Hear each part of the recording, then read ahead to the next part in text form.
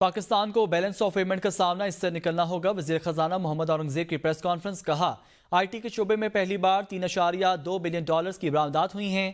اگلے سال اس شعبے کی برآمدات 4 سے $4.5 بلین تک بڑھائی جا سکتی ہیں۔ ایکسپورٹر ملک کی لائف لائن، وزیراعظم نے واضح کر دیا ہے، یہ آخری IMF پروگرام ہے۔ وزارتوں کی رائٹ سائرنگ کے لیے اقدامات کیے جا رہے ہیں۔ شرح سود میں مزید کمی کی گنجائش، بینکوں سے کاشتکاروں، چھوٹے کاروبار کے لیے قرضے کا کہا ہے۔ لیکن چونکہ یہاں تو سارے ایکسپورٹرز بھائی بیٹھے ہیں اور جو contribute to the life line of the country, stability اور میکرو اکنامک اسٹیبلٹی، اس میں پرماننس آئے گی تو ہم آگے گروتھ کی طرف جا سکتے ہیں۔ یہ بات آپ میرے سے بہتر جانتے ہیں۔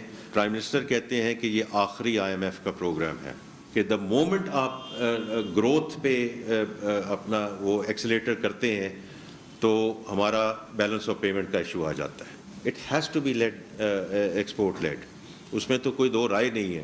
وہ اگلے سال 4-4.5 بلین کیوں نہیں ہونے چاہیے، لیکن ایگریکلچر فارمرز کو اپنے پیسے دینے ہیں، SMEs کو اپنے پیسے دینے ہیں آن کیش فلو بیسس۔